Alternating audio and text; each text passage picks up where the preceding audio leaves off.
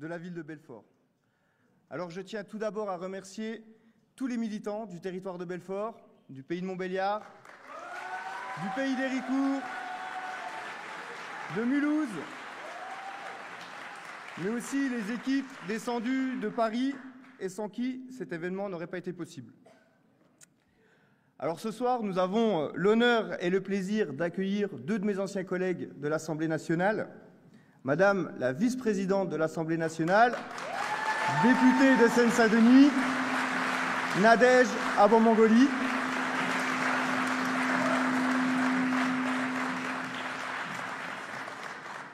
et elle est venue accompagnée du coordinateur national de la France Insoumise, député des Bouches-du-Rhône, Manuel Bompard.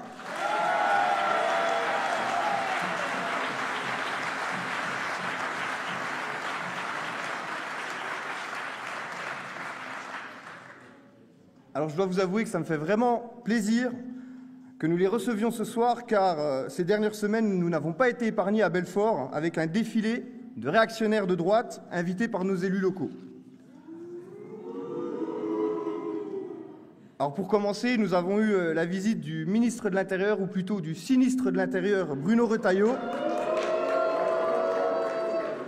qui passe plus de temps à parler politique étrangère, avec sa croisade personnelle contre le gouvernement algérien, que de s'occuper des conditions de travail et des moyens mis à disposition pour nos forces de sécurité.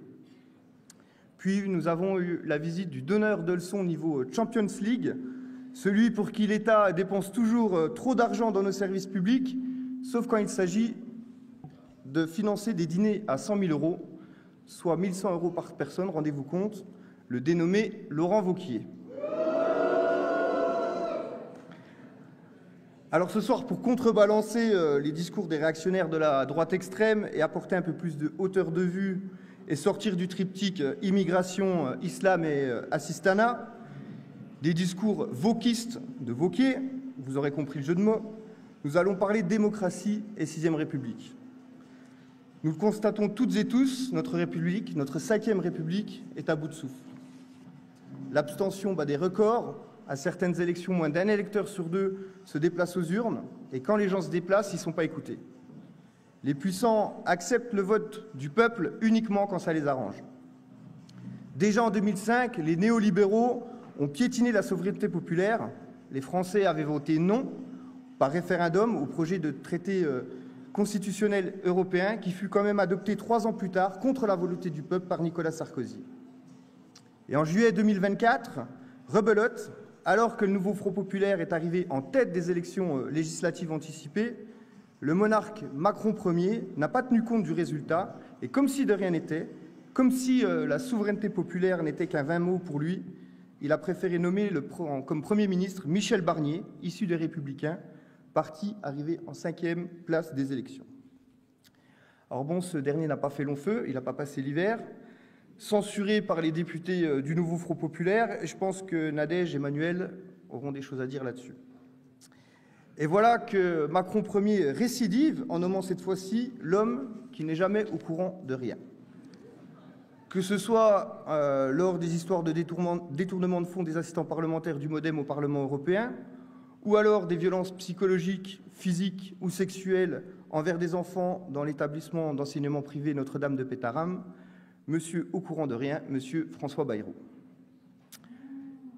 Je ne vous parlerai pas non plus des 49.3 à répétition qui excluent tout débat sur le budget, alors que notre Mozart de la finance a augmenté la dette de 1 100 milliards d'euros. Et cerise sur le gâteau, l'extrême droite qui détourne 4,5 millions d'euros au Parlement européen et leurs députés qui viennent chouiner sur tous les plateaux télé alors qu'ils n'ont de cesse d'exiger toujours plus de fermeté envers les délinquants.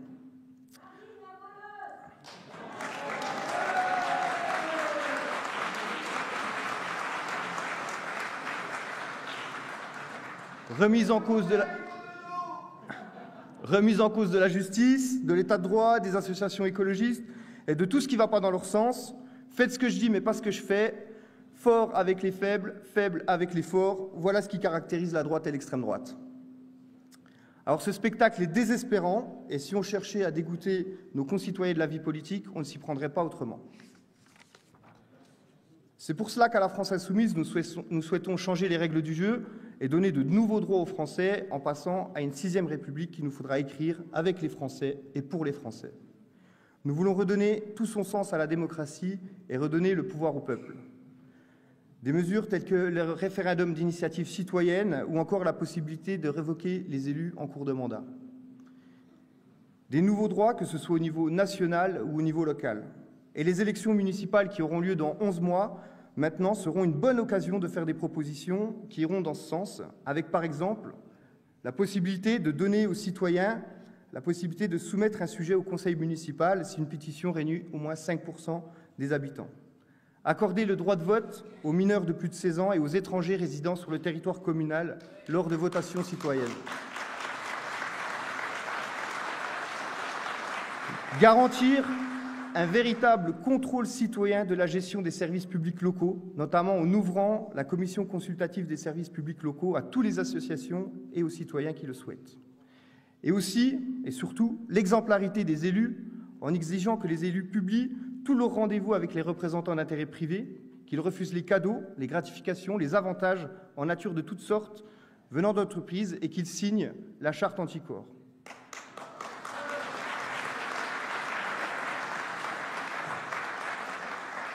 Et aussi, notamment à Belfort, plus de transparence lors des conseils municipaux en enregistrant les séances vidéo du conseil municipal et en les mettant en libre accès sur le site internet de la commune.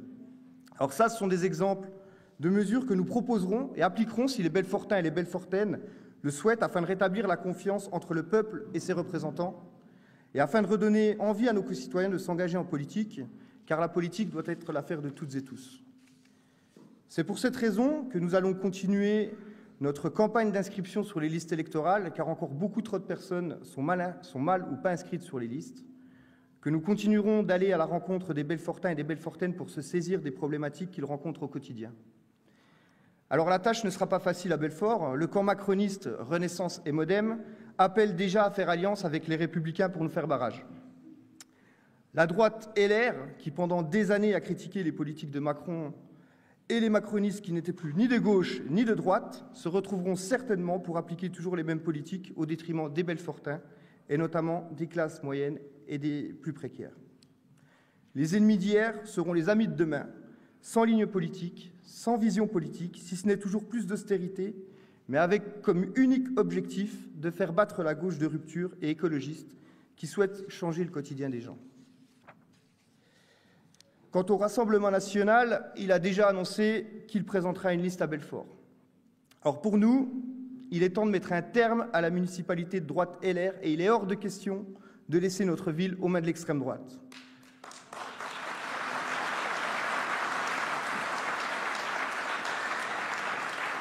Surtout que lorsque les Belfortains se déplacent en masse aux urnes, ils votent à gauche. JLM, Jean-Luc, était en tête des présidentielles 2017 et 2022 à Belfort, et la gauche était en tête des législatives 2022 et 2024 à Belfort.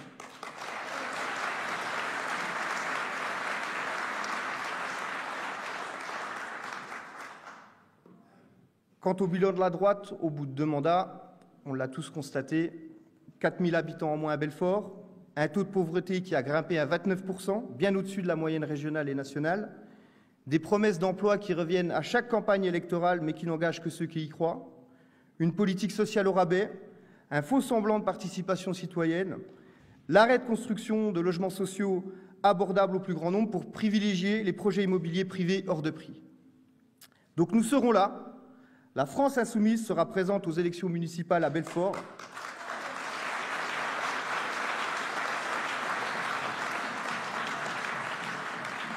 Et nous sommes prêts à travailler avec toutes celles et ceux qui le souhaitent sur un programme pour plus de justice sociale, démocratique et écologique.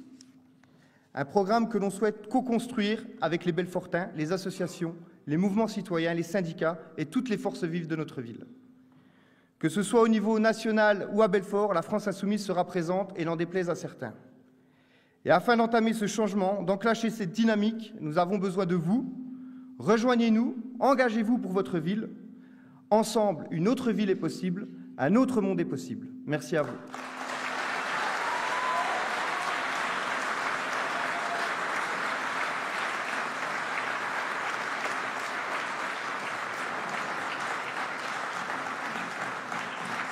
Maintenant, je vous demanderai d'accueillir chaleureusement la vice-présidente de l'Assemblée nationale et députée de Seine-Saint-Denis, Nadège Abo-Mongoli.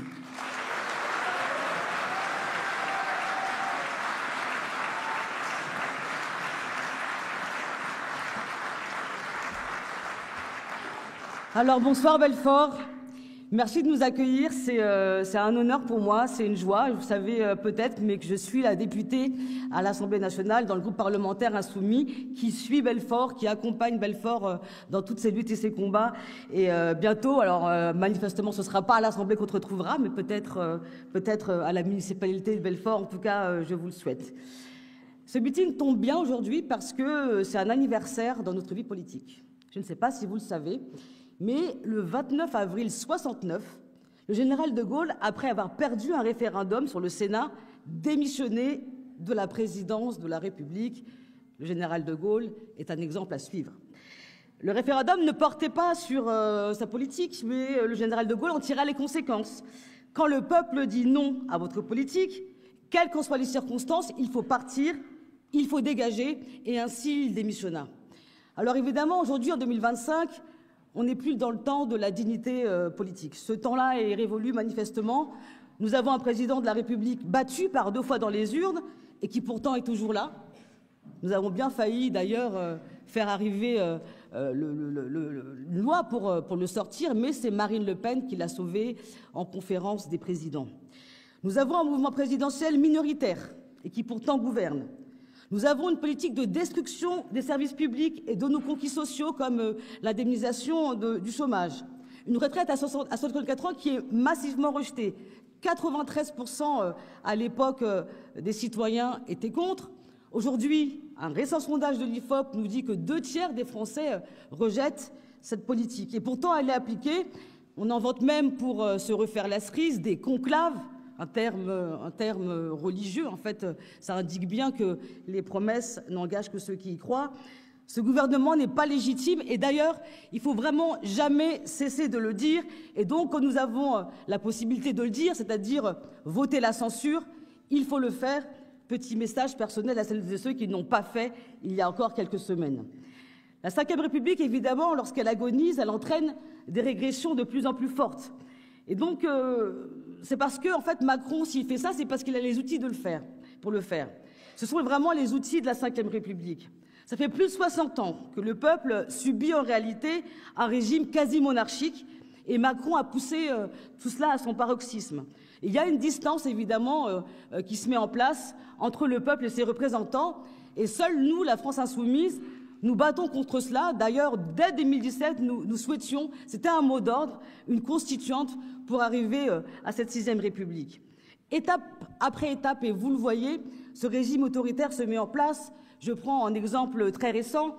Mathilde Panot, présidente d'un groupe parlementaire, a été poursuivie pour apologie du terrorisme. C'est vraiment un événement sans précédent et dans tous les événements internationaux auxquels j'ai l'occasion de me rendre, c'est vraiment quelque chose qui a marqué au niveau international. On nous le redit systématiquement parce que pendant longtemps, la France a été d'une certaine manière un petit peu un phare pour les libertés publiques. C'est le pays de la Révolution française, c'est le pays qui se lève, d'ailleurs, comme pendant la réforme des retraites, c'est le pays qui manifeste. Eh bien, dans le monde entier aujourd'hui, la France est regardée différemment. Lorsque nous recevons le rapporteur spécial des Nations Unies sur les libertés publiques, eh bien, il exprime une difficulté. Maintenant, lorsqu'il se rend dans différents pays, dans différents endroits, dans différents régimes autoritaires, on lui dit « mais la France ». Aujourd'hui, pour beaucoup de dictateurs, la France est devenue un modèle, un repoussoir pour dire écoutez, faites ce que je dis, mais pas ce que je fais. Donc on est vraiment dans une dérive autoritaire. Florian l'a rappelé, c'est un pays, maintenant, on ne reconnaît même pas les élections, les résultats des élections. Et donc, ça se manifeste par plusieurs manières. Et notamment, puisque nous, ici, avec Manuel, nous sommes parlementaires, nous pratiquons le régime monarchique de Macron qu'il rebascule à l'Assemblée nationale, on a un Parlement qui est vraiment bafoué par son clan Macron. Et d'ailleurs, la réforme des retraites, vraiment, ça aura été le summum pour montrer les dérives de la Ve République. Ils ont utilisé tous les moyens législatifs pour bloquer le Parlement. D'abord, il y a eu un article 47.1. Alors je dois dire quand même que, bon an, mal an, grâce à cette réforme de retraite, la population quand même s'est arrogée, a pris en main en fait tous ces outils démocratiques qu'elle ne connaissait pas. Ça a été d'une certaine manière une forme d'éducation populaire à la démocratie. On a l'article 47.1 pour réduire le temps de discussion dans le texte. Et puis on a eu l'article 44.3 qui nous disait qu'il y avait un vote unique et que le gouvernement devait choisir, piocher les amendements qu'il voulait apposer sans vote. Et évidemment, le 49.3 utilisé à 23 reprises. Et comme ces outils ne sont pas suffisants pour faire passer en force ces textes, il y a aussi un outil qui est très prisé, notamment par la présidente de l'Assemblée nationale, Yaël Braun-Pivet, c'est-à-dire mater la rébellion parlementaire. Je vais vous donner quelques chiffres qui vont vous dire la profondeur de cela. Depuis 1958, il y a eu 132 sanctions prises contre des députés. 58, 132 sanctions. 109 sanctions sur les 132 ont été prononcées depuis l'arrivée d'Emmanuel Macron en 2017. 109, évidemment, vous savez bien, en majorité contre qui. Donc, faute de gagner les élections, les macronistes préfèrent donc faire taire les oppositions. Et je peux vous dire, j'en prends l'engagement, et d'ailleurs j'espère que vous le voyez, avec Clémence Guettet et moi au Perchoir, nous ferons respecter la souveraineté populaire et le Parlement. Parce que, en réalité, ce n'est pas juste des titres quand on préside à l'Assemblée nationale, c'est aussi un moyen pour montrer comment les insoumis en responsabilité font respecter le Parlement. Donc quand nous, les insoumis, avons proposé, par exemple, le texte d'abrogation de la réforme des retraites, vous avez suivi, l'obstruction grotesque. Ils ont bordélisé l'Assemblée nationale, multiplié les invectives, bloqué la discussion. Récemment encore, lors d'une niche parlementaire, ils en sont même venus aux mains. Et donc, j'aimerais vraiment ici rappeler quelque chose de fondamental. Il ne faut absolument pas se laisser intoxiquer par la propagande médiatique. C'est bien le clan Macron qui bordélise à l'Assemblée nationale. Nous défendons les textes, les lois, les projets soutenus par le peuple et qui sont arrivés en tête lors des élections législatives de 2024.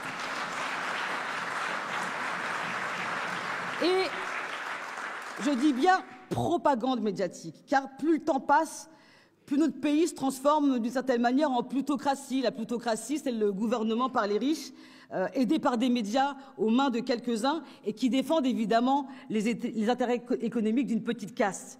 Aujourd'hui, on peut le dire, Macron travaille pour Bolloré et Bolloré travaille pour Macron. Et Macron assume, avec le gouvernement le plus réactionnaire de la Ve République, il assume de mettre le racisme dans tout ce qu'il propose, absolument tout. Et je tiens à dire ici, à cette étape, que tout ça n'est pas une simple diversion. C'est un projet réel, puisque plutôt que de créer les conditions pour que chacune et chacun vive mieux, pour que nous préservions la nature, eh bien, il organise en réalité une concurrence des uns contre les autres sur des bases racistes. Plutôt la pénurie en services publics, plutôt moins d'investissements pour produire mieux que le progrès pour toutes et tous. Alors il pointe les classes populaires, évidemment, les jeunes, les musulmans, Florian, tu l'as rappelé, les Algériens, les exilés, et tout cela sont pointés comme des parasites.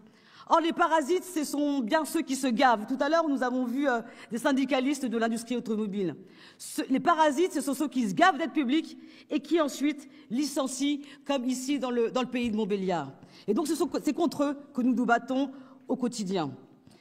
Or, face à cette politique, le 9 juin dernier, parce que cette politique date de 2017, en 2022, ça a continué, le 9 juin dernier, le peuple a dit non. Le peuple a dit non à Macron, qui est le marchepied du Rassemblement national. Le peuple, en revanche, a dit oui à la France créolisée, à la solidarité ici, mais aussi avec les peuples martyrs comme en Palestine. C'est notre projet qui a gagné le 9 juin, le 30 juin dernier. Et nous, la France insoumise, nous avons été la force motrice pour mettre un terme à ce chaos qui était annoncé par des dizaines de sondages, par ce chaos lepéniste qui était annoncé. Et nous savons que la tâche continue, puisque évidemment ils nous ont volé l'élection, mais la tâche continue partout sur le terrain élection ou pas élection d'ailleurs, et c'est le sens de cette campagne que nous menons aujourd'hui pour l'avènement d'une 6e République. Et évidemment, c'est pour ça que le pouvoir se braque. Parce que le coup de poker de Macron, de la dissolution du 9 juin dernier, eh bien, il n'a pas marché. Il n'a pas fonctionné et donc, comme une bête blessée, il y a une sorte de fuite en avant, en fait. Et c'est pour ça que c'est le moment de militer plus que jamais pour une 6e République. Parce que, en réalité, dans quelle démocratie fonctionnelle peut-on voir Michel Barnier censuré pour ensuite nommer un ministre qui veut appliquer la même politique et même pire, puisqu'aujourd'hui, on nous annonce 40 milliards d'économies sur le budget à venir. Et évidemment, les 40 milliards d'économies, ce sera sur l'école. On a vu tout à l'heure des parents d'élèves mobilisés contre la fermeture de classe. Ce sera évidemment pas pour Stellantis et autres qui reçoivent des aides publiques. Ce sera évidemment nous qui serons les victimes de cette politique austéritaire.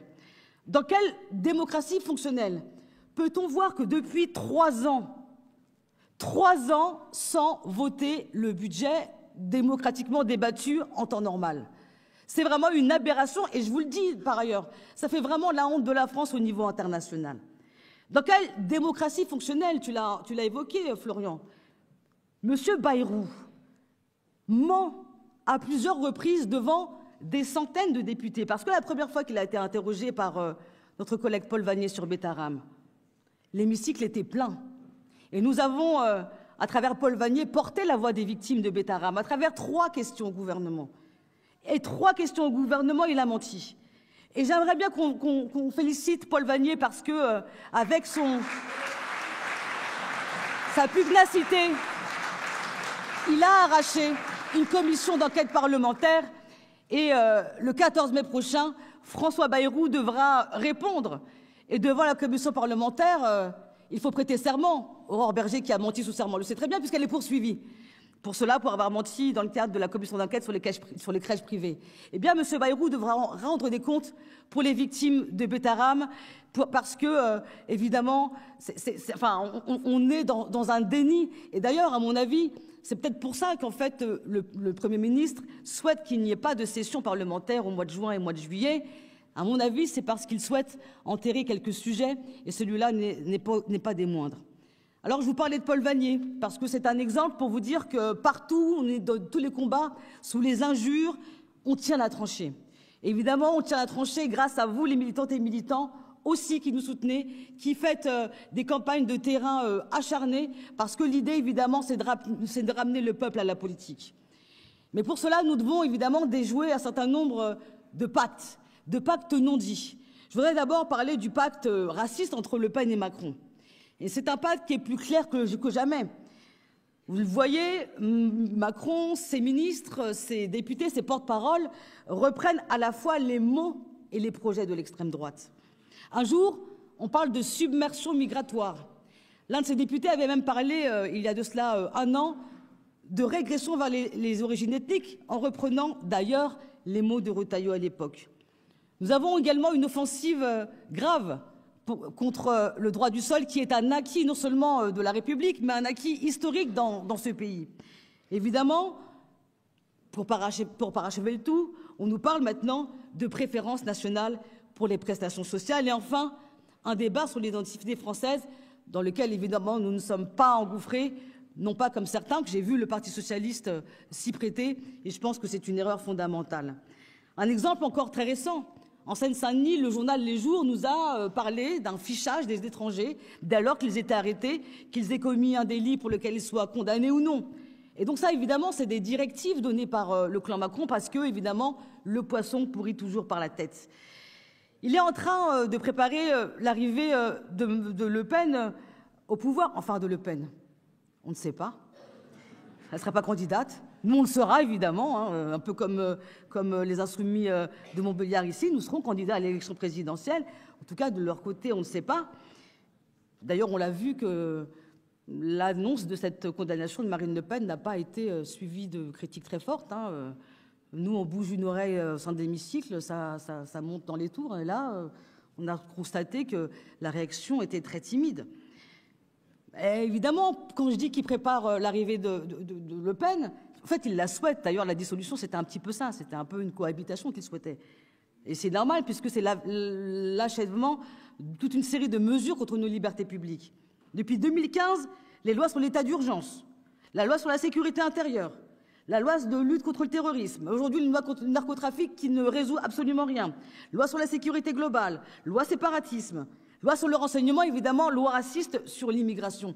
Des textes de loi qui n'apportent rien, mais qui mettent comme ça dans le débat public un agenda raciste pour normaliser le racisme, en espérant que finalement les Françaises et les Français se rallieront à la copie plutôt qu'à l'original.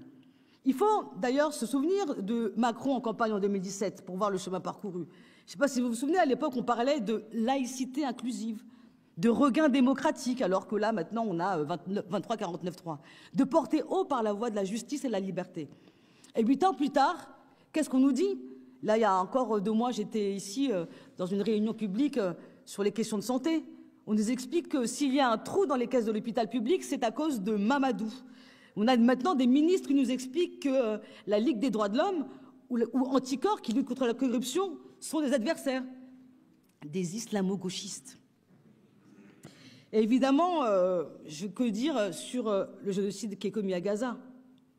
On a, moi je pense, moi je le constate, une prolongation de cette politique islamophobe à travers la question de ce qui se passe en Palestine. On a évidemment un 2 poids 2 mesures abject, incompréhensible entre ce qu'il se passe en Ukraine et ce qu'il se passe en Palestine. On a en Ukraine une guerre d'agression coloniale, de prédation. Et à Gaza, on a une riposte totalement disproportionnée à l'égard de ce qui s'est passé le 7 octobre. Et évidemment, là, aujourd'hui, ça tergiverse. On a un Macron qui nous a expliqué que peut-être il était temps de reconnaître la Palestine, comme nous le disions depuis 2 semaines. Nous disons depuis 2 semaines qu'il faut reconnaître l'État de Palestine, quand aujourd'hui, Macron bégaye alors que nous avons des massacres d'enfants sous les yeux. Et je suis très fière de l'action que nous avons menée la semaine dernière avec Aymeric Caron, lorsque nous avons pointé les portraits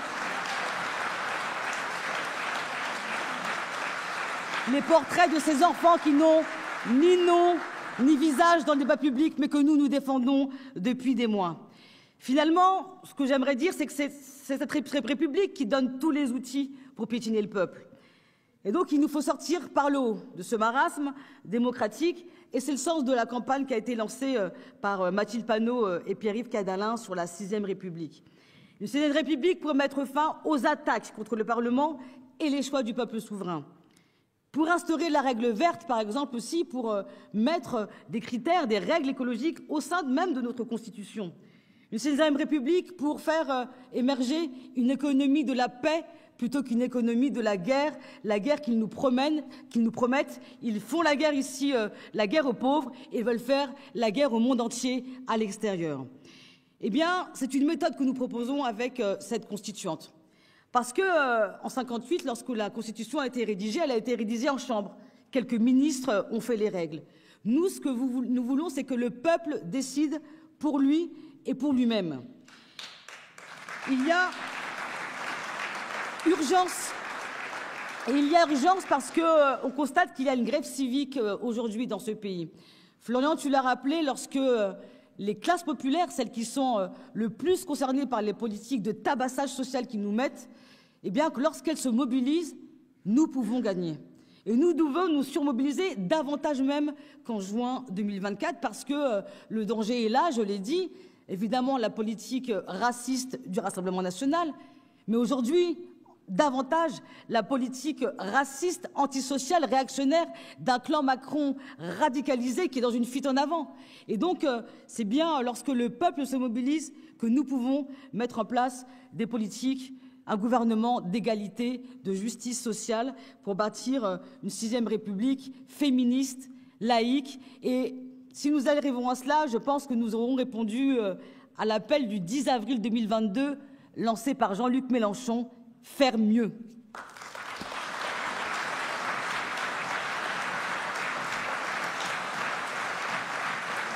Et pour faire mieux, Et pour faire mieux, on a évidemment au sein de la France Insoumise de grands combattants. D'ailleurs, vous le voyez toutes les semaines sur les plateaux télé le matin. En fait, ça commence par une garde à vue médiatique et puis ça termine par des chaos. C'est Manuel Bompard, le coordinateur de la France Insoumise, qui va prendre la parole maintenant.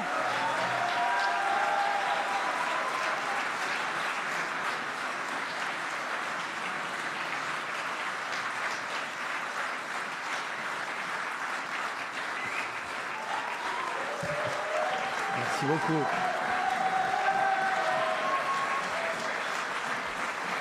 Merci pour votre accueil.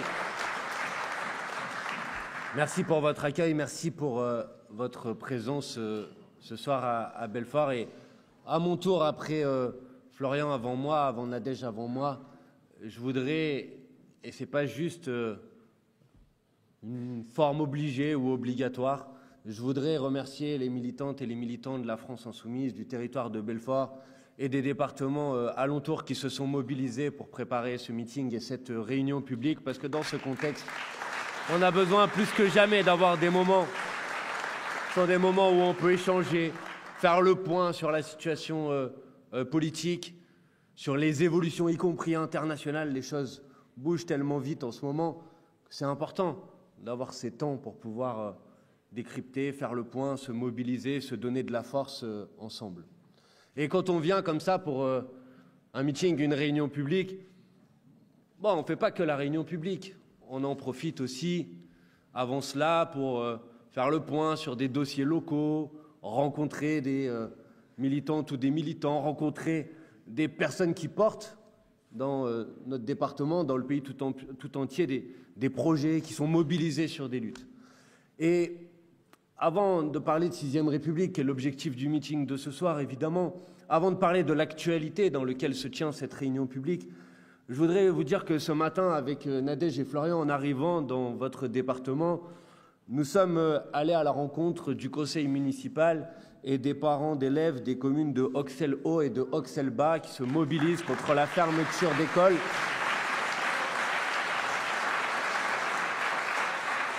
Et ce matin, quand on a échangé, à midi, quand on a échangé avec eux, on leur a dit qu'est-ce qu'on peut faire pour aider à la mobilisation. Et ils nous ont dit, au rectorat ou du côté de la préfecture ou du DAZEN, on n'aime pas trop quand ça parle du sujet, ils n'aiment pas trop la mauvaise publicité. Alors j'en profite pour vous inviter, vous appeler toutes et tous à apporter votre soutien le plus total à la population de ces villages, au conseil municipal de ces villages qui sont mobilisés depuis maintenant plusieurs semaines. Il y avait une manifestation le week-end dernier ici dans les rues de Belfort pour sauver ces 2 écoles qui sont indispensables dans ces villages pour faire en sorte que ces villages puissent continuer à accueillir de la population, à accueillir des enfants, que nos enfants puissent être éduqués, apprendre dans des bonnes conditions, pas en ayant besoin de faire 1 heure de bus le matin, 1 heure de bus le soir. Donc faites l'heure de la mauvaise publicité, apportez votre soutien à celles et ceux qui se mobilisent sur le sujet. C'est très important. Et j'entends des arguments qui sont utilisés dans les réponses qui sont faites, ici au conseil municipal ou ici aux parents d'élèves, qui sont des arguments qui ne tiennent pas. On nous dit, oui, mais il y a moins d'élèves dans l'école, il y a moins de... La démographie fait qu'il y aura moins d'élèves dans les classes, donc on va fermer les écoles. On utilise d'ailleurs les mêmes logiques en matière de santé, en matière de transport à chaque fois. Mais attendez, si on veut que demain il y ait plus d'élèves dans ces classes et dans ces écoles, si on veut que demain il y ait plus de familles avec des enfants qui s'installent dans ces villages, y compris des villages qui sont des villages qui ont en partie dans des zones de montagne, mais si on veut que demain il y ait plus de vitalité, plus de vie sociale, plus de vie économique, plus de commerce, plus d'activité dans ces villages, précisément la première chose à faire, c'est pas de fermer l'école, parce que si vous fermez l'école demain, il y a des familles qui peut-être avaient envisagé demain de s'installer dans ces villages et qui ne le feront pas, parce qu'ils se disent on ne va pas venir dans ce village alors que nos enfants ne pourront pas aller dans l'école du village. Et donc le cercle vicieux dans lequel se sont engagés aujourd'hui les personnes qui nous dirigent, qui consistent à dire puisqu'il y a moins d'enfants dans ces classes, on va supprimer les écoles, et ça produira le fait que demain, il y ait encore moins d'enfants dans ces classes et qu'on supprimera encore d'autres écoles. Et précisément, si on veut faire en sorte que nos villages, nos petites communes, on parle ici de villages de 300 habitants, de 500 habitants, si on veut faire en sorte que demain, dans ces villages, il y ait plus de familles qui s'installent, il y ait plus de jeunes qui veulent aller à l'école, la priorité, c'est de sauvegarder l'école, c'est pas de la fermer, parce que si vous sauvegardez l'école et si vous accompagnez, si vous encouragez le travail qui est mené par les conseils municipaux dans ces communes pour faire en sorte qu'il y ait de la vie sociale, des commerces, des activités dans ces communes, alors demain, vous aurez plus de familles qui s'installeront et vous aurez plus d'élèves pour venir dans l'école et dans les écoles de ces villages. Et puis on nous dit, oui mais vous comprenez, ça va vous faire des écoles dans lesquelles il va y avoir 15 ou 20 élèves par classe et donc en fait vous allez avoir des très bons résultats. Et c'est une question d'égalité avec le reste du territoire parce que sur le reste du territoire, il y a 25 ou il y a 30 élèves par classe. Précisément l'égalité ou l'équité, puisque c'est le mot qu'ils emploient, ce n'est pas le nivellement par le bas, ce n'est pas la gestion de la pénurie. Notre objectif, l'objectif qu'on doit se fixer, tout le monde le sait, qu'on apprend mieux à l'école quand il y a moins d'élèves dans la classe. Ce n'est pas une mesure d'égalité de dire que tout le monde doit être à 20 ou à 25 élèves dans la classe si on a la possibilité, au contraire, de faire en sorte qu'il puisse y avoir des écoles dans lesquelles on ait 15 ou 20 élèves dans la classe. Donc les arguments qui sont utilisés, les arguments qui sont employés aujourd'hui pour justifier la fermeture de ces écoles, et je voulais commencer par ça parce que je crois que ce sujet très local, en vérité, illustre assez bien l'impasse de la politique budgétaire dans laquelle s'est engagé ce gouvernement. Parce que la vérité, c'est que si aujourd'hui, il y a une gestion qui est une gestion purement comptable, avec des personnes au niveau du rectorat qui ont des chiffres, ont des nombres de postes, et qu'ils les répartissent comme ça avec des tableaux Excel sans aucune prise en compte des réalités géographiques, sans aucune prise en compte des réalités humaines, sans aucune prise en compte des réalités locales. C'est bien parce qu'il y a aujourd'hui dans nos services publics, il y a aujourd'hui vis-à-vis du budget de l'éducation nationale, vis-à-vis du budget de l'enseignement supérieur et de la recherche, vis-à-vis du budget de la santé ou de la culture, des logiques purement comptables qui vont à l'inverse des besoins de la population. Parce que si aujourd'hui il y a des fermetures de classes et des fermetures d'écoles, c'est bien parce que le dernier budget, passé en force par 49.3 à l'Assemblée nationale, prévoit 200 millions d'euros de coupes dans le budget de l'éducation nationale. C'est bien parce que ce budget prévoit des coupes dans le budget de l'enseignement supérieur et de la recherche, prévoit des coupes dans le budget de la culture, prévoit des coupes dans le budget de l'écologie, pour prendre ces exemples-là. Et qu'à un moment, les politiques qui sont décidées au niveau national, les orientations budgétaires qui sont décidées, elles ont des conséquences très concrètes sur la vie des gens. Si vous enlevez 200 millions d'euros au budget de l'éducation nationale, à la fin, ça se traduit par des fermetures de classes, par des fermetures d'écoles et par des gamins de 6 ans, de 7 ans, de 8 ans, de 10 ans, qui, plutôt que de pouvoir continuer à travailler dans un environnement qui est propice à leur bonne éducation et à leur bonne formation, sont obligés de se lever beaucoup plus tôt le matin, de prendre le car, de faire 1 heure de car le matin, 1 heure de car le soir, et des familles qui sont dans la complexité parce qu'elles n'ont pas toujours la possibilité d'amener leurs enfants à l'école ou d'aller les chercher. Voilà des conséquences très concrètes des politiques qui sont mises en place au niveau national. Et voilà pourquoi la question de la censure ou de la non-censure du budget de François Bayrou n'était pas une question symbolique, n'était pas une question pas très importante ou pas très grave. Ah, peut-être que les conséquences immédiates, elles n'apparaissaient pas au moment de l'examen du budget à l'Assemblée nationale. Mais on va commencer, et on commence aujourd'hui à les avoir sous les yeux. On parle de 5000 fermetures de classes à la rentrée prochaine sur l'ensemble du territoire national. Et vous en avez ici, avec cet exemple que je voulais évoquer en introduction, vous en avez une illustration assez criante. Donc il faut, je le disais tout à l'heure, évidemment les aider et les soutenir. Parce que ce qu'on nous disait aussi, et ce qu'on nous a dit aussi tout à l'heure, c'est nous, quand on va dans d'autres écoles, les gens ils nous disent « Mais alors vous êtes vraiment les combattants, vous êtes ceux qui lâchent rien, parce que si ça s'était passé dans notre village, il n'y aurait peut-être pas eu de réaction comme ça. » Et je leur disais « C'est précisément la raison pour laquelle il faut que vous gagniez. Parce que si vous gagnez, alors vous allez donner de la force à tous les citoyennes et les citoyens, à tous les habitantes et les habitants d'autres communes, quand ils sont confrontés à des fermetures de services publics, vous allez leur faire la démonstration que le combat, la lutte, ça permet de gagner. Et donc, il faut les appuyer, il faut les aider. On va faire le maximum pour les aider, pour faire en sorte qu'ils remportent ce combat et que ces 2 classes et ces 2 écoles soient maintenues dans ces villages.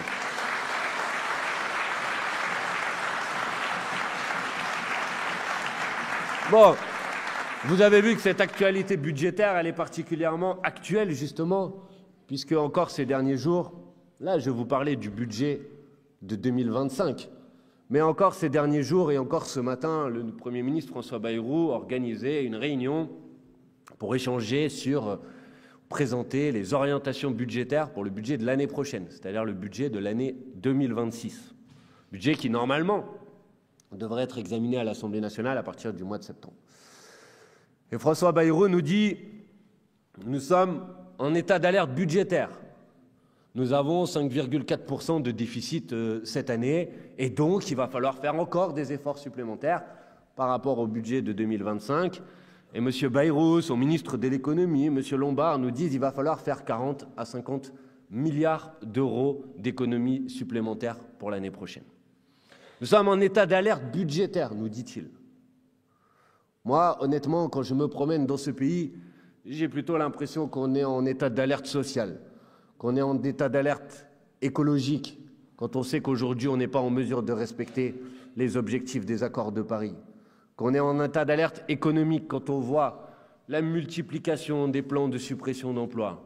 Mais acceptons l'idée qu'un déficit de 5,4% est un déficit évidemment excessif pour le pays. Mais alors la question qui se pose, c'est la faute à qui? Qui a créé aujourd'hui les conditions qui font que le déficit, c'est quoi? C'est la différence entre les recettes de l'État et les dépenses de l'État. Qui a créé aujourd'hui les conditions pour que les déficits de la France aient atteint un tel niveau avec un taux de 5,4%? On a fait un petit calcul et je veux que vous sachiez que si, depuis qu'Emmanuel Macron est arrivé au pouvoir en 2017, si la part des recettes de l'État dans la richesse produite chaque année en France, ce qu'on appelle le PIB, si la part des recettes de l'État était restée au même niveau aujourd'hui que ce qu'elle était au moment où Emmanuel Macron est arrivé au pouvoir en 2017, alors la France aujourd'hui aurait un déficit inférieur à 3%.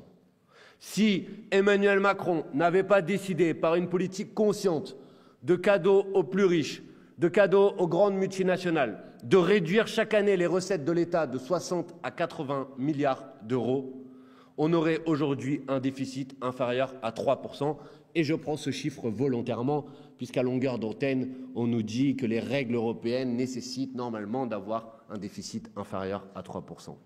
C'est la politique du président de la République et de ses gouvernements successifs qui a appauvri année après année l'État en faisant des cadeaux aux très grandes entreprises, aux très grandes multinationales qui s'en sont mis plein les poches, en faisant des cadeaux aux ultra-riches, par exemple en supprimant l'impôt de solidarité sur la fortune. Et maintenant qu'il a fait des cadeaux, il vient nous voir, il vient vous voir, il vient voir le peuple français et il vous présente la facture et ils vous disent maintenant c'est à vous de trimer pour les cadeaux que j'ai faits depuis 2017. Eh bien ça c'est inacceptable. Et ça, évidemment, nous ne l'accepterons pas. Et ça, évidemment, nous devons nous mobiliser. Et nous devons nous mobiliser en disant que, et je m'adresse en particulier à celles et ceux qui ont considéré que ce que j'ai dit tout à l'heure sur le budget de 2025 n'avait pas été ou n'était pas suffisant pour justifier la censure du gouvernement. Alors je leur dis, vous avez accepté de laisser passer le budget de 2025. Vous avez inventé un conclave sur les retraites, Nadège en a parlé avant moi, qui devait normalement, initialement, avoir pour objectif de discuter de la possibilité d'abroger la réforme des retraites d'Emmanuel Macron, et dont tout le monde a désormais compris, et il n'y avait pas besoin d'être très intelligent pour le comprendre depuis le début, qu'à partir du moment où vous mettez autour de la table les représentants des syndicats de salariés et les représentants du patronat et que vous leur dites de toute façon, il n'y aura un accord que si toutes les personnes qui sont autour de la table sont d'accord, il n'y avait pas besoin d'être très intelligent pour comprendre que le patronat qui s'était toujours mobilisé pour le report de l'âge de départ à la retraite à 64 ans n'allait pas se réveiller au milieu du conclave pour dire que finalement ce serait peut-être une bonne idée d'abroger la réforme des retraites d'Emmanuel Macron. Mais en démocratie, c'est le peuple qui décide. Et normalement, en démocratie, c'est les représentants du peuple qui décident. Or, il y a aujourd'hui une majorité de députés à l'Assemblée nationale qui sont favorables à l'abrogation de la réforme des retraites d'Emmanuel Macron. Et encore en début de semaine, un sondage a été publié qui disait que dans l'hypothèse où un référendum serait convoqué sur l'abrogation de la réforme des retraites d'Emmanuel Macron, c'est plus de 70% des Françaises et des Français qui voteraient pour l'abrogation de cette réforme. Donc je dis à ceux qui ont accepté le budget de 2025, qui ont accepté le piège grossier dans lequel François Bayrou les a enfermés à travers ce conclave, qui ont, par leur décision de ne pas censurer le gouvernement, laissé le champ libre à la multiplication des discours et de la reprise des thèmes de l'extrême droite dans le programme gouvernemental à travers la figure de Bruno Retailleau que vous avez malheureusement accueilli à Belfort il y a quelques jours, qui a laissé ceux qui sont responsables du fait d'avoir laissé cet homme multiplier les provocations et la surenchère totalement détestable et inacceptable avec l'Algérie, comme on l'a vu encore ces derniers jours. C'est parce qu'il n'a pas été censuré que M. Retailleau a eu aujourd'hui en quelque sorte les mains libres pour se livrer à ce type de provocation ridicule, type de provocation qui vise à créer un adversaire, un ennemi, alors que le peuple français et le peuple algérien, comme le peuple français et les peuples du monde entier, ont envie de vivre en paix, ont envie de vivre en fraternité, ont envie de vivre ensemble, n'ont pas envie de vivre les uns contre les autres, tout simplement. Et nous le savons en particulier avec l'Algérie, avec qui nous avons des familles en commun, des vies en commun, des histoires parfois d'amour en commun, parce que nous avons des relations. Et il peut arriver qu'il y ait des désaccords entre l'État français et l'État algérien, comme il peut arriver qu'il y ait des désaccords entre l'État français et d'autres gouvernements du monde. Eh ben dans ce cas-là, on en parle, dans ce cas-là, on en discute, dans ce cas-là, on négocie. Mais on ne fait pas de la surenchère, mais on ne fait pas de l'escalade par voie publique, provocation contre provocation, parce qu'à la fin, en faisant ça, on crée entre nos peuples respectifs des rancœurs, et que nous ne voulons pas de ces rancœurs, parce que nous voulons tout simplement vivre ensemble, nous voulons tout simplement vivre en paix, nous voulons coopérer, nous voulons nous aider, nous voulons faire face ensemble aux grands défis qui sont les défis du monde aujourd'hui.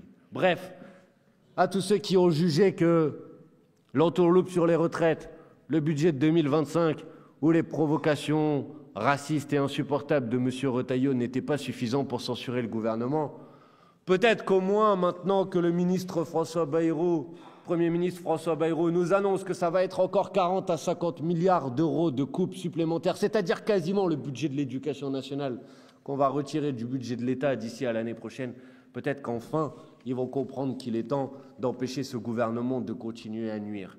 Et donc je vous dis, comme nous l'avons déjà dit, mais je vous le redis ici, que nous les Insoumis, nous avons essayé avec nos collègues écologistes, avec nos collègues communistes, nous avons essayé à 5 reprises de censurer le gouvernement de François Bayrou, mais que dans les prochains jours, dans les prochaines semaines, à partir du moment où les conditions seront réunies, c'est-à-dire à partir du moment où l'ensemble des députés de gauche s'engageront à voter une motion de censure, parce que c'est une condition indispensable pour que cette motion de censure puisse être votée, alors nous redéposerons une nouvelle motion de censure pour faire tomber enfin ce gouvernement. C'est un de nos objectifs. Et si je vous dis que nous attendons des garanties, ce n'est pas pour fuir nos responsabilités, mais c'est pour une chose simple qu'il faut que vous compreniez, qui fait que nous ne pouvons pas déployer des motions de censure toutes les semaines.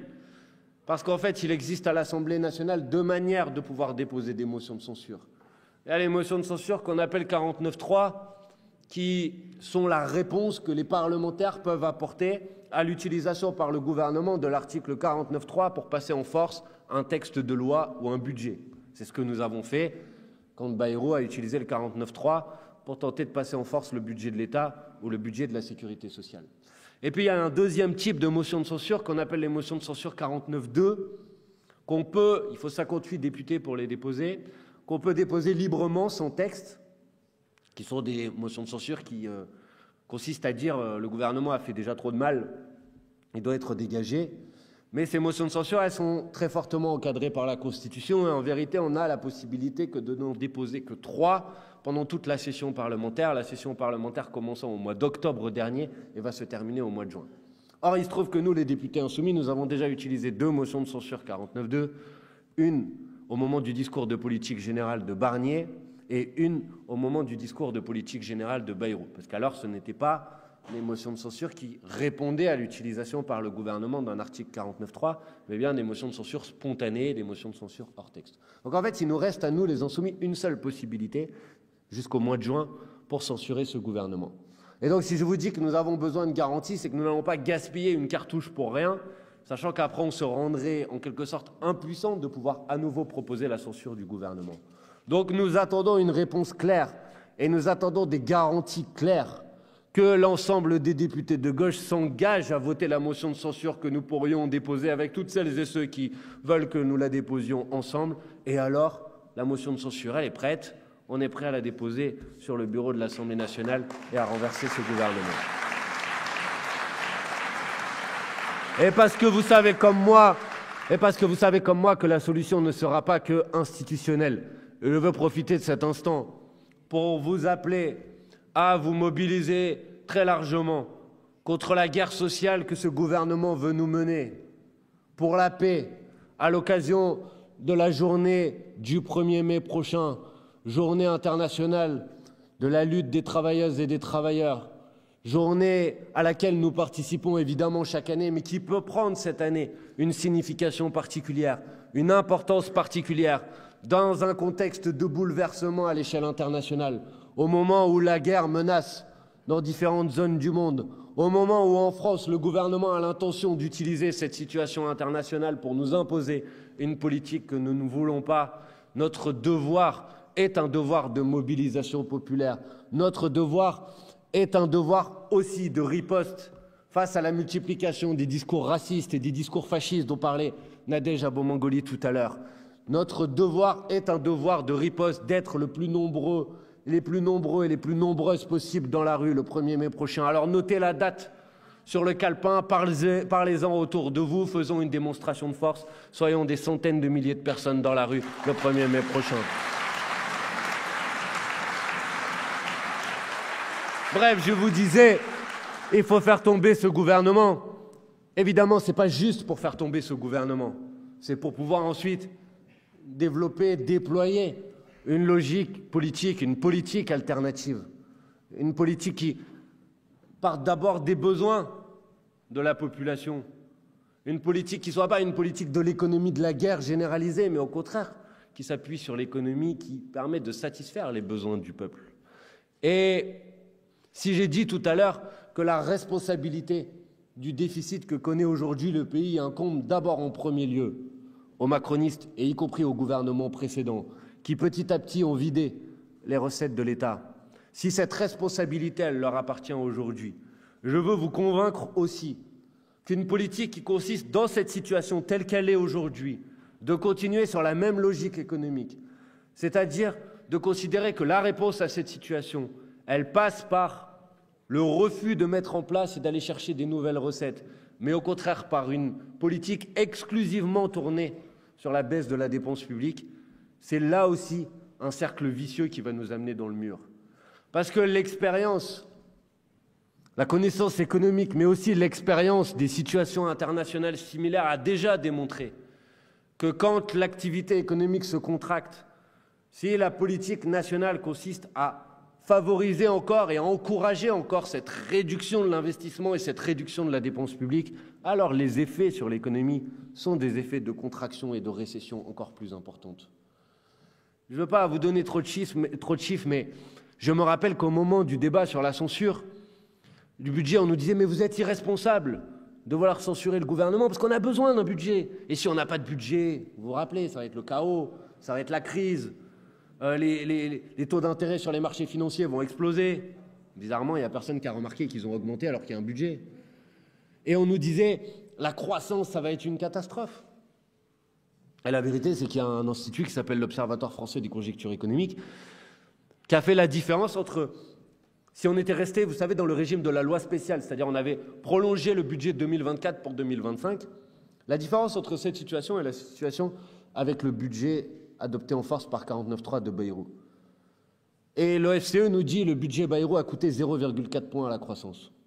C'est-à-dire que c'est leur solution, c'est leur logique qui se traduit par une réduction, une contraction de l'activité économique. Or, quand vous réduisez ou que vous contractez l'activité économique, alors vous baissez les recettes fiscales et donc vous baissez les ressources de l'État. Et vous vous enfermez dans un cercle vicieux, austérité, pour essayer de réduire le déficit, donc contraction de l'activité économique, donc réduction des recettes de l'État, donc encore plus de déficit, donc encore de l'austérité. Et vous vous en sortez jamais. En Grèce, la multiplication des plans d'austérité s'est traduite par une baisse de la croissance de 25%, un quart de croissance en moins. C'est ça le résultat de leur politique économique. Leur politique économique est une politique économique qui nous mène dans le mur, et de laquelle on ne sortira jamais. Il faut une logique qui soit une logique totalement différente. D'abord en rétablissant les recettes de l'État nécessaires pour faire face à la situation budgétaire actuelle. J'ai entendu le ministre de l'économie nous dire qu'il faut 40 milliards de recettes supplémentaires pour le budget de l'État. Très bien. Je lui propose 2 mesures, juste 2. On en a des dizaines et des dizaines à mettre sur la table. La première mesure, c'est introduire une taxe sur les milliardaires, le patrimoine des milliardaires. Alors quand vous dites ça à l'Assemblée nationale, vous avez des ministres qui vous répondent « Oui, mais vous, de toute façon, votre logique… » Et pas que des ministres, le Rassemblement national aussi. Je le dis par rapport aux députés, Monsieur Bigot, je crois. Vous savez, ceux qui, pendant les campagnes électorales, font comme s'ils étaient du côté du peuple, de celles et ceux qui galèrent, de celles et ceux qui n'ont pas de moyens. Et puis quand ils se retrouvent à l'Assemblée nationale, bizarrement, ils votent contre toutes les mesures qu'on propose pour mettre à contribution davantage les plus riches. Alors la taxe sur les milliardaires…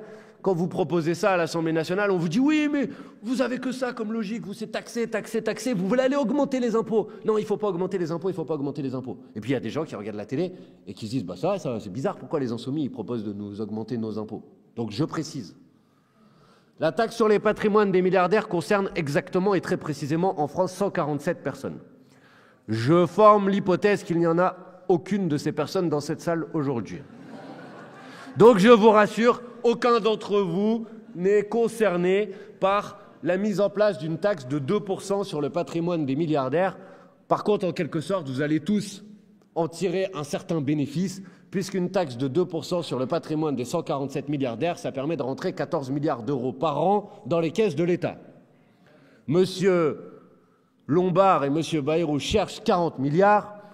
On leur propose 14 milliards en mettant à contribution 147 personnes. Je pense que c'est une mesure qui, à mon avis, ne devrait pas être très compliquée à mettre en place. Et si certains s'inquiètent sur la bonne santé financière de nos milliardaires, je pense que si on leur prend une taxe de 2% sur leur patrimoine, je pense que globalement, ils devraient pouvoir continuer à s'en sortir plutôt bien.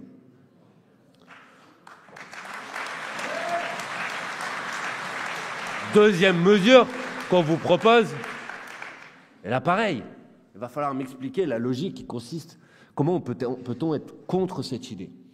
Vous savez qu'aujourd'hui, il y a de nombreuses multinationales en France qui mettent au point des mécanismes d'optimisation fiscale et qui, par exemple, vont réaliser une partie importante de leur chiffre d'affaires en France, des ventes qu'ils vont faire en France, par exemple, mais bizarrement, au moment où ils déclarent leurs bénéfices, c'est des groupes à l'échelle mondiale, ils vont réaliser, par exemple, 30% de leur chiffre d'affaires en France, et puis au moment où ils déclarent le bénéfice, bizarrement, il n'y a plus que 2% du bénéfice mondial qui est en France. Et pour ça, ils ont des techniques assez habiles d'optimisation fiscale. Par exemple, vous allez ouvrir des magasins, et puis vous allez créer une holding dans un paradis fiscal, et puis les magasins en France, ils vont louer la marque à la holding. Donc le magasin en France, c'est lui qui va faire le chiffre d'affaires, c'est lui qui va faire les ventes, etc. Et puis après, chaque année, il va verser une contribution pour louer la marque. Et donc, comme la contribution est louée la marque, ça veut dire que le magasin, son bénéfice va être amputé d'autant. Et par contre, vous avez la filiale qui détient la marque, elle va pouvoir déclarer un bénéfice qui est un bénéfice très important. Malin, parce que le bénéfice, s'il avait été produit en France, il aurait dû être astreint à la fiscalité française. Mais si le bénéfice, finalement, il a été déplacé et que maintenant, il est déclaré au Luxembourg, ben, il va être astreint à la fiscalité luxembourgeoise. C'est un mécanisme d'optimisation fiscale. Et quand vous dites c'est pas normal, tout le monde vous dit oui, oui, c'est pas normal, mais on peut rien faire, vous comprenez, c'est l'Union européenne, on peut pas y arriver, etc. Donc, deuxième proposition, mettre en place un mécanisme très simple, totalement national. On n'a pas besoin de l'accord de qui que ce soit, ça s'appelle l'impôt universel, c'est inspiré par l'économiste Gabriel Zucman. On fait une chose très simple, on fait la différence entre le pourcentage du chiffre d'affaires déclaré en France et le pourcentage du bénéfice déclaré en France, et on va chercher la différence auprès des groupes en leur disant bah, c'est ici que vous réalisez votre chiffre d'affaires, donc c'est ici que vous devez vous acquitter de la fiscalité. Si vous mettez en place une mesure de cette nature, vous allez rentrer 26 milliards d'euros par an dans les recettes de l'État. Si on fait le petit calcul, parce que si je ne me suis pas trompé, 14 plus 26, ça fait 40 milliards d'euros. Et comme M. Bayrou, il cherche 40 milliards d'euros, ben, il a ces 40 milliards d'euros, il suffit de mettre en place ces deux mesures. Vous voyez, et là j'ai pris que deux mesures, on en aurait évidemment plein d'autres à mettre en place.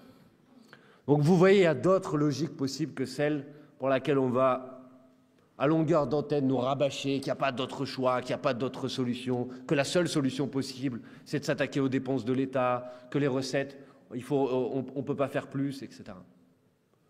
Et puis, on parle des dépenses de l'État. Mais de quelles dépenses parlons-nous quand on parle des dépenses de l'État?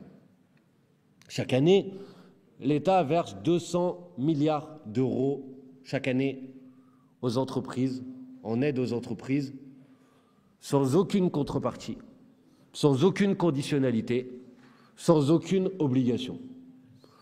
Et finalement, ici, dans ce territoire, vous êtes assez bien placés pour savoir ça. Parce que s'il y a eu un secteur qui a très largement bénéficié du soutien de l'État, des aides versées par l'État aux grandes entreprises, c'est bien le secteur et la filière automobile.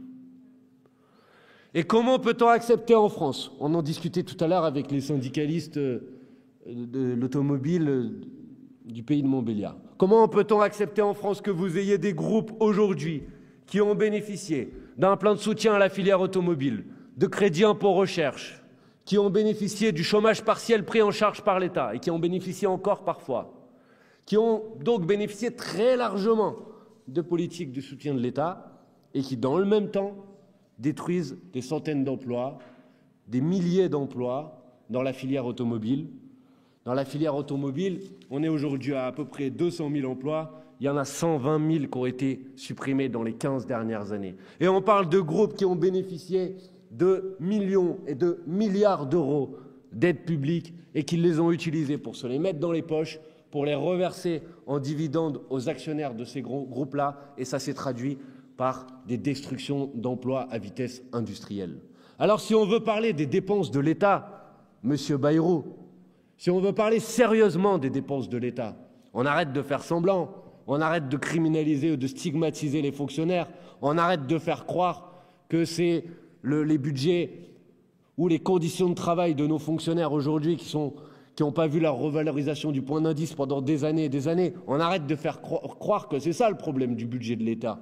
Et on va poser vraiment les vraies questions sur les dépenses de l'État. À quel moment vous allez mettre des conditionnalités sur les aides versées par l'État aux grandes entreprises? À quel moment vous allez décider que si une entreprise ne respecte pas ses obligations, c'est-à-dire récupère des milliards d'euros d'aides publiques et détruit des emplois, à quel moment vous allez considérer que ça doit se traduire non seulement par des sanctions, mais aussi par des remboursements intégral des aides qui ont été versées par l'État à ces entreprises?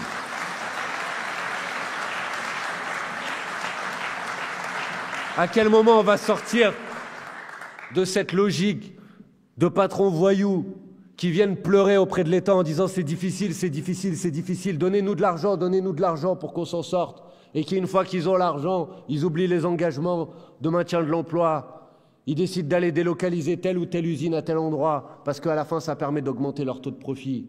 À quel moment on va sortir de cette logique-là? À quel moment va y avoir la volonté politique? Et ça s'applique pour l'État, mais ça s'applique pour les collectivités territoriales aussi, de dire que ça suffit la situation dans laquelle c'est notre argent à toutes et tous qui va se retrouver dans les poches des actionnaires qui s'en sont mis déjà plein les poches ces dernières années et qui en plus se traduisent par des centaines de destructions d'emplois, de vies brisées, de familles en difficulté. Ça suffit. Ça suffit cette politique totalement absurde. Ça suffit le manque de volonté politique, ça suffit la complicité au niveau de l'État, à la tête de collectivités territoriales, de ces gens qui cèdent au chantage de ces gros groupes et qui continuent à leur verser ces aides-là sans être à aucun moment capables de taper du poing sur la table et de dire stop, maintenant ça s'arrête, vous n'aurez plus un seul euro. Vous n'aurez plus un seul euro si vous ne prenez pas des engagements clairs. Vous n'aurez plus un seul euro si les engagements précédents n'ont pas été respectés. On ne vous aidera pas si à la fin, vous ne respectez pas les obligations qui sont normalement les vôtres.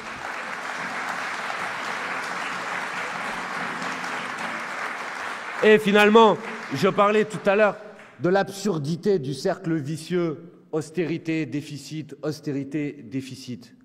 Et la filière de l'automobile, j'en parle parce qu'ici, évidemment, elle a un poids très important, malheureusement moins important que ce que ça a pu générer en termes d'emploi il y a encore quelques dizaines d'années, mais c'est un poids très important. Est-ce que finalement la filière de l'industrie automobile, ce n'est pas un bon exemple d'une filière dans laquelle on pourrait avoir une logique complètement inverse, c'est-à-dire au contraire une logique de cercle vertueux? Est-ce que oui ou non, on a besoin d'une industrie automobile en France? C'est la première question qu'il faut se poser. Alors évidemment, on est tous favorables ici au développement des transports en commun, on est tous favorables ici au développement du ferroviaire, on est tous très sensibles.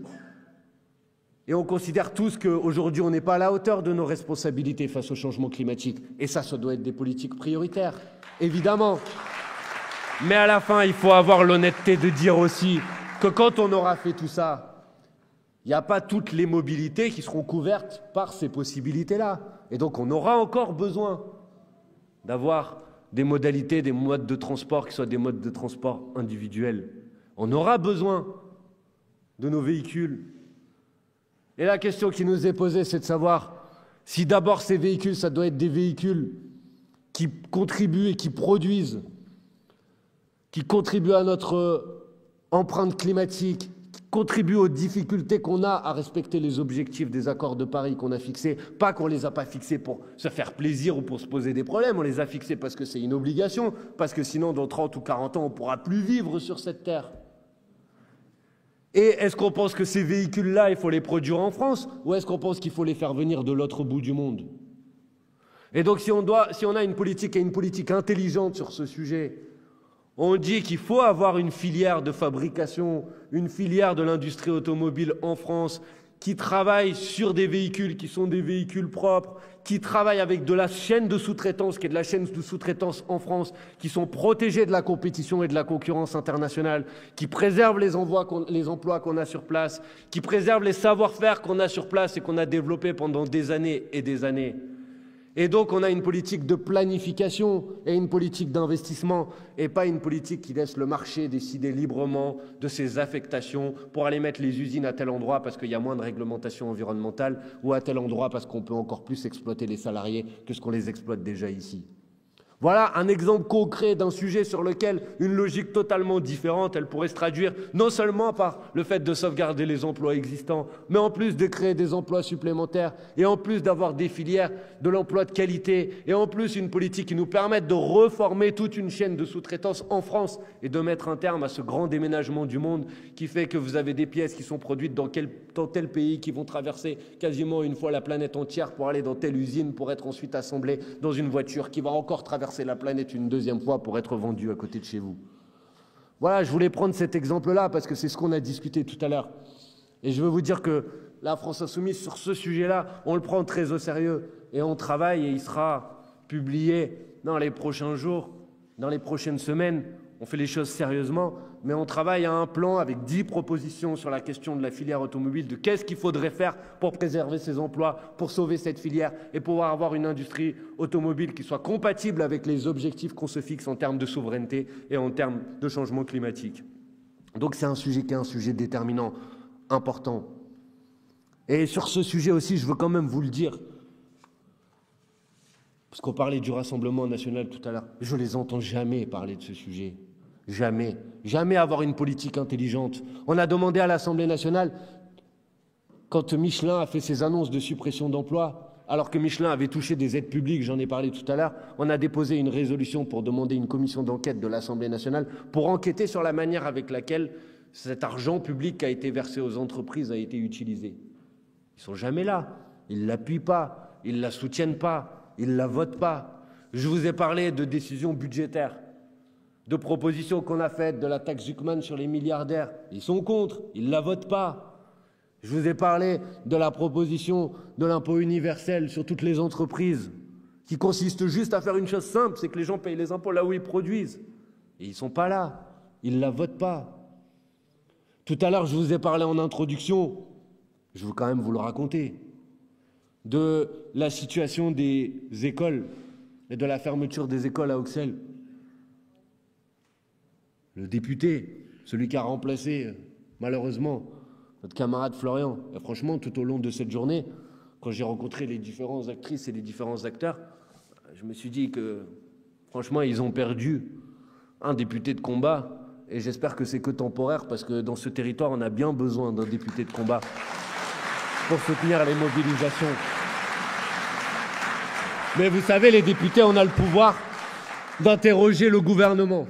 Ça s'appelle les questions écrites au gouvernement. Vous déposez une question et le ministre est censé vous répondre dans un délai d'1 mois. Bon, le député du Rassemblement national qui a remplacé Florian Schoch, il a fait une question écrite sur la fermeture des écoles. C'est juste trompé. Il a interrogé la ministre sur la situation de l'année précédente. C'est-à-dire quand il y avait une menace de fermer une des 2 écoles pour tout regrouper dans la 2e école. Et sa question, elle ne date pas d'il y a 3 mois. Elle date d'il y a quelques jours. Juste, il n'est pas au courant. Et il n'a pas suivi. Bah pardon, mais je pense qu'on peut quand même attendre d'un député, d'un représentant du peuple, que sur des dossiers aussi importants pour la vie des habitantes et des habitants de votre circonscription, que vous ayez quelqu'un qui sache de quoi il parle, qui se bat, qui appuie la mobilisation, qui intervient auprès de la préfecture, qui intervient auprès du rectorat, qui intervient auprès de la ministre, en faisant au moins en sorte d'aller rencontrer les gens qui se battent sur place pour avoir les informations, les bonnes informations, et pour pas raconter n'importe quoi, parce que franchement, ça fait pas sérieux.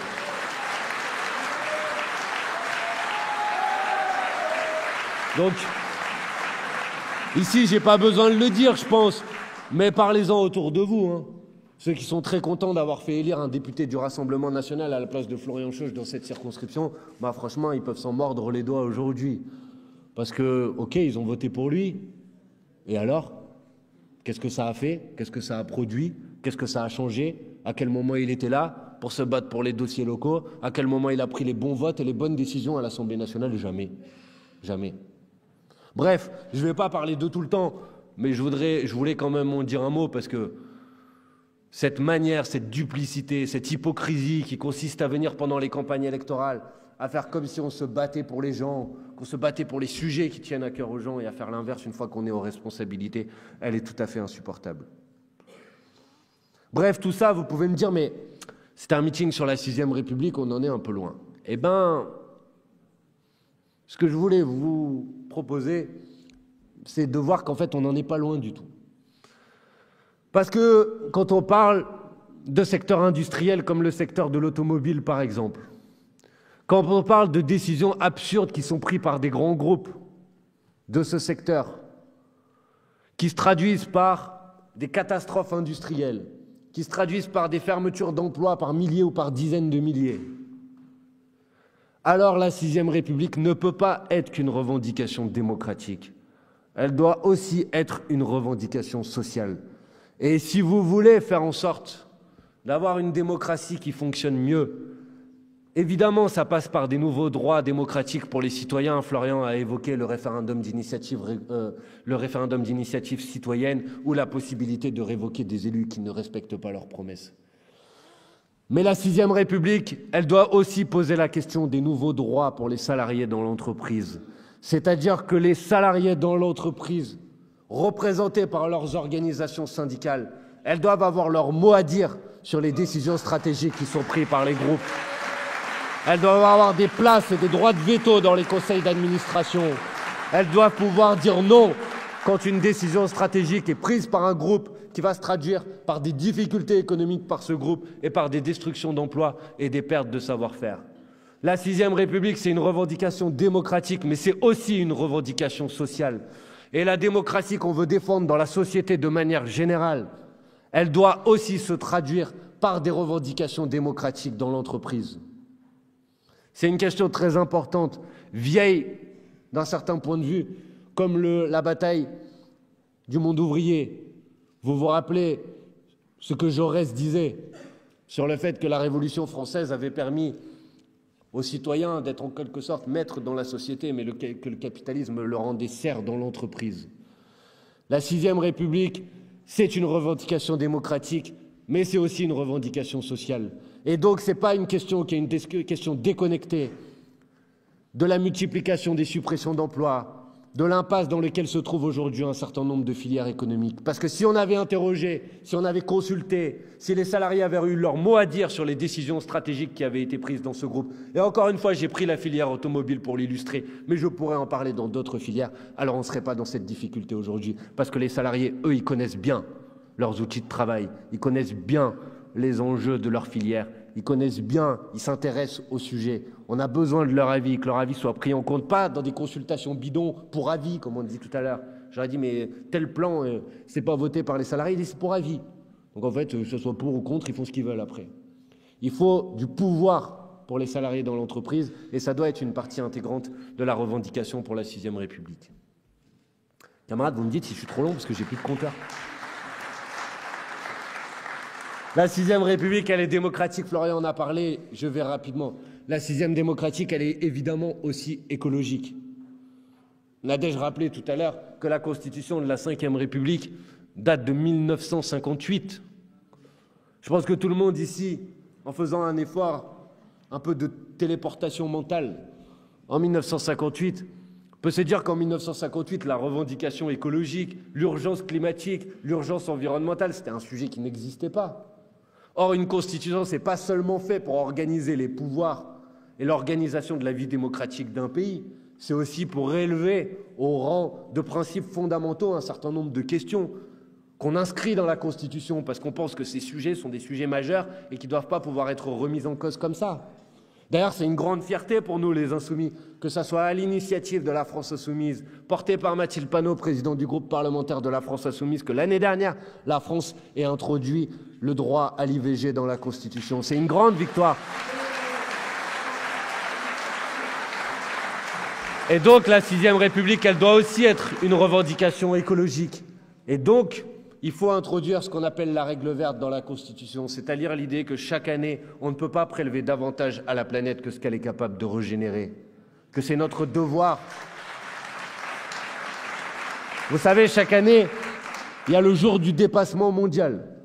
C'est la journée à laquelle on considère à l'échelle mondiale qu'on a épuisé toutes les ressources de la planète pour l'année. Au début, c'était en novembre, puis après, c'est remonté, maintenant c'est au cœur de l'été, le jour du dépassement mondial. En vrai, on vit à crédit sur la planète la moitié de l'année. Le principe d'introduire la règle verte dans la Constitution, c'est de ramener le jour du dépassement mondial au 31 décembre de l'année prochaine, c'est-à-dire qu'on arrête de vivre à crédit sur la planète, de faire en sorte qu'on ait un mode de vie, un mode de fonctionnement économique qui soit compatible avec les limites planétaires. Voilà pourquoi la 6e République, elle est démocratique, elle est sociale, elle est écologique, elle est émancipatrice, elle est féministe, elle est antiraciste. Je ne vais pas parler de tous ces sujets-là en même temps. On les a évoqués les uns et les autres. Voilà pourquoi c'est une revendication centrale, une revendication que la France Insoumise a toujours mis au cœur de ses campagnes présidentielles. Une revendication qui a toujours été en quelque sorte le premier point du programme L'Avenir en commun. Parce que, évidemment, on a beaucoup de choses à dire sur qu'est-ce qu'il faudrait changer en matière de politique économique, sur qu'est-ce qu'il faudrait développer en matière de services publics. Évidemment, on a beaucoup de choses à dire sur ce sujet. Mais on sait aujourd'hui que la fracture démocratique, l'absence de confiance du peuple vis-à-vis de sa représentation politique, le sentiment que, quelles que soient les alternances, finalement, à la fin, ça produit toujours le même résultat politique, Le sentiment que les responsables politiques ils viennent dans les campagnes électorales pour faire des grandes promesses, mais qu'une fois qu'ils ont été élus, finalement, ils ont oublié leurs grandes promesses et ils font exactement l'inverse. Ce sentiment-là, il existe aujourd'hui dans la société. Et donc, vous ne pourrez pas avoir de changement profond, si vous ne donnez pas des garanties que ce que vous proposez, ce n'est pas juste un changement de visage, que ce que vous proposez, ce n'est pas juste un changement de programme politique. Évidemment, c'est un changement de visage. Évidemment, c'est un changement de programme politique. Mais que ce que vous proposez, c'est aussi un changement de méthode politique. Qu'il ne s'agit pas juste de remplacer les uns par les autres, mais il s'agit de rendre le pouvoir à ceux qui l'exercent normalement dans une démocratie, parfois par l'intermédiaire de leurs représentants, parfois par des formes de démocratie directe, c'est-à-dire le peuple, c'est-à-dire les citoyens. Et l'engagement que nous prenons devant les électrices et les électeurs, quelle que soit l'élection, Florian a donné des exemples, y compris locaux, c'est que vous n'allez pas seulement changer les objectifs politiques des majorités en place ou changer le visage de ceux qui sont en place, vous allez, en soutenant la France Insoumise et le programme L'Avenir en commun, vous allez gagner pour vous de nouveaux droits. On ne va pas vous demander de venir juste voter dans l'élection et de rentrer à la maison en attendant 5 ans, en se disant que dans 5 ans, tout va avoir changé.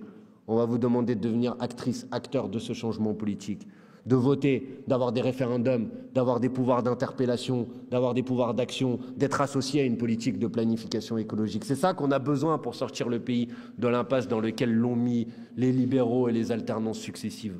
Voilà pourquoi la 6e République et la Constituante, la méthode de la Constituante sont aussi centrales dans le programme politique que l'on porte. Et voilà pourquoi la 6e République, elle permet ensuite de s'adresser et de répondre à toutes les grandes questions qui sont posées devant nous.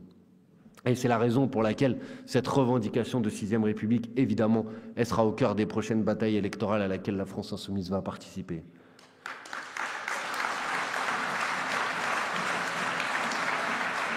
Bref,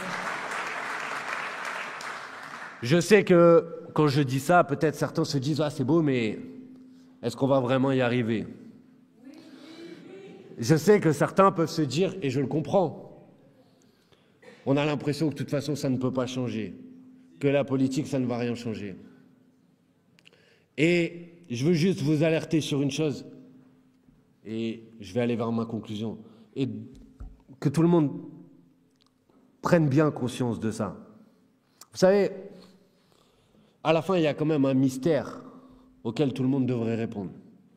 Comment ça se fait qu'une politique, qui profite à une minorité de la population, ce qui a été largement démontré, et une politique qui met en colère une majorité de la population. Comment ça se fait que cette politique puisse rester en place? C'est quand même une grande question. Elle n'est pas nouvelle, c'est quand même une grande question.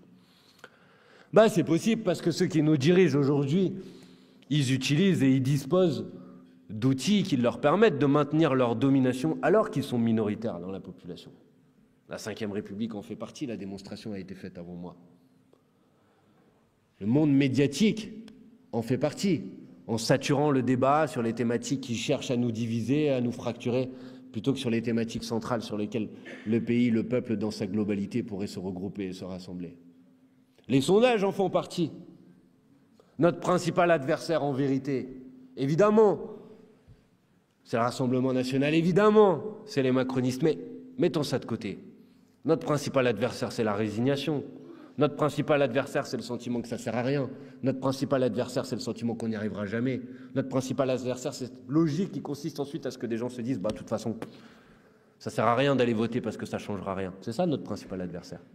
Et vous pouvez compter sur les médias pour produire ce qu'il faut de ferment de division entre les uns et entre les autres, pour faire croire aux gens que s'ils sont dans la difficulté aujourd'hui, ce n'est pas à cause du grand patron qui s'en est mis plein la poche sur le dos des salariés, mais c'est à la cause de son voisin parce qu'il n'a pas la même couleur de peau, la même religion ou la même origine.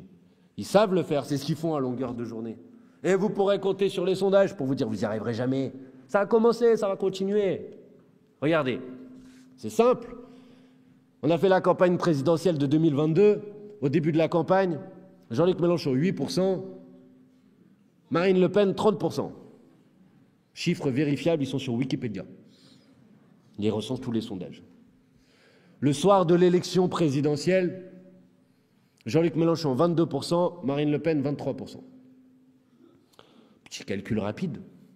Il y avait 22 points d'écart entre Jean-Luc Mélenchon et Marine Le Pen au début de la campagne présidentielle de 2022, c'est-à-dire à 18 mois du vote.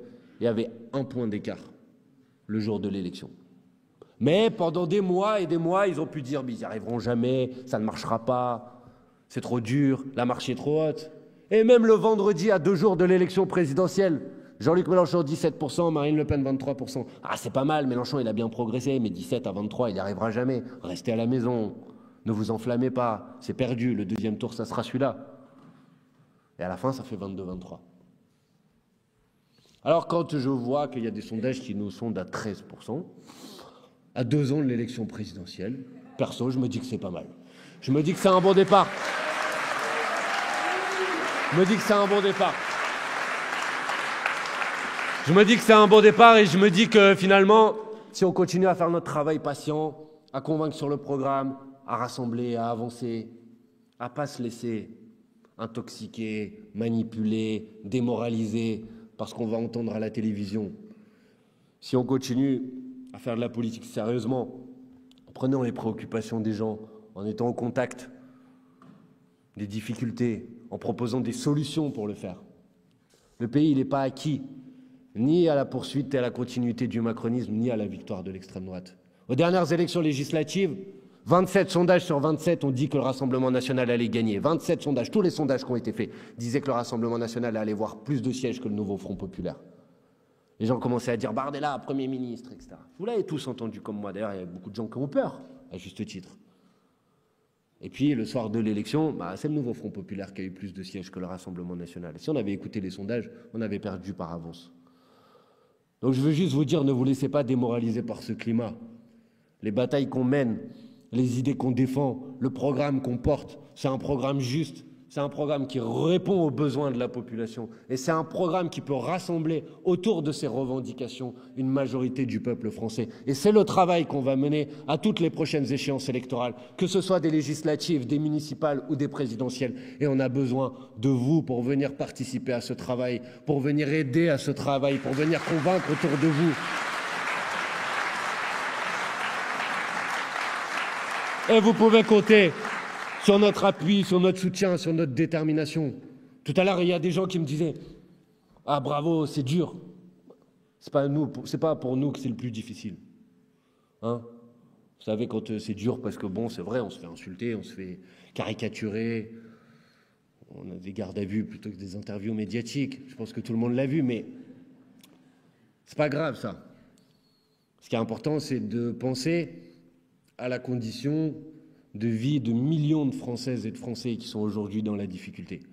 Et quand on est confronté à cette adversité, finalement, comme disait Cyrano de Bergerac, on ne résiste pas à l'honneur d'être une cible. Si on est une cible, c'est sans doute parce qu'on doit déranger des intérêts bien installés et que des gens doivent se dire que ça peut chauffer pour eux. Parce que franchement, pourquoi consacrer autant d'énergie à essayer de dénigrer un mouvement politique s'il ne sert à rien ou s'il n'a aucune possibilité de gagner les élections et de transformer le pays? Je ne le comprends pas. Normalement, les capitalistes sont des gens intelligents. Ils réfléchissent à leurs investissements. S'ils investissent dans cet endroit, c'est qu'ils doivent se dire que ça doit servir à quelque chose. Bref, voilà, vous ne laissez pas démoraliser, vous ne laissez pas manipuler, vous ne laissez pas intoxiquer. Prenez toute la détermination qui est nécessaire. Moi, j'ai été très impressionné, je le redis, de la détermination des habitantes et des habitants qui se battent pour la sauvegarde de leur école parce qu'ils n'ont pas peur, ils le font jusqu'au bout. Alors prenez modèle sur eux. Bon. Alors, il faut conclure. Et vous savez, pour conclure nos réunions publiques, on essaie généralement de donner la parole à quelqu'un. Et on s'est posé la question, mais alors à qui on va pouvoir donner la parole pour conclure ? Et j'ai entendu quelque chose qui m'a fait vraiment très mal aux oreilles la semaine dernière, parce que j'ai entendu le Rassemblement national, après la condamnation de Marine Le Pen et de ses amis, je les ai entendus se comparer à Martin Luther King. Alors je me suis dit quand même, quand on sait que Martin Luther King se battait pour l'égalité, pour les droits civiques, contre le racisme, voir un parti dont plusieurs de ses dirigeants ont été condamnés à multiples reprises pour incitation à la haine raciale ou antisémitisme, voir ces gens-là essayer de se comparer à Martin Luther King, j'ai trouvé ça particulièrement détestable. Alors je me suis dit, et si on donnait la parole pour terminer ce meeting à Martin Luther King? Et Martin Luther King, dans un sermon discours du 30 avril 1967, disait la chose suivante. Maintenant, bien entendu, une des difficultés à parler aujourd'hui provient du fait qu'il y a des gens qui cherchent à assimiler le désaccord à la déloyauté. C'est un jour sombre pour notre nation lorsque les plus hautes autorités cherchent à utiliser n'importe quel moyen pour réduire l'opposition au silence. Il faut dire la vérité, et je dis que ceux qui cherchent à faire passer tous les opposants à la guerre du Vietnam pour des fous, des traîtres ou des ennemis de nos soldats sont des gens qui luttent contre ce que notre tradition a de meilleur. Il existe un rapport évident et presque simpliste entre la guerre et la lutte que je mène avec d'autres en Amérique. Il y a quelques années, nous avons vécu un moment remarquable dans cette lutte. Il semblait y avoir un réel espoir pour les pauvres, les blancs comme les noirs, grâce au programme contre la pauvreté. Il y a des expériences, des espoirs de nouveaux départs. Puis on a intensifié la guerre et j'ai vu qu'on interrompait le programme comme si c'était quelques jouets politiques inutiles d'une société devenue folle de guerre. Et j'ai su que l'Amérique n'investirait jamais les fonds ou les énergies nécessaires à la réhabilitation tant que des aventures comme le Vietnam aspireraient des hommes, des talents et de l'argent comme une ventouse destructrice. Aussi, j'ai été de plus en plus obligé de considérer la guerre comme un ennemi des pauvres et de m'y opposer pour cette raison. Alors si j'ai voulu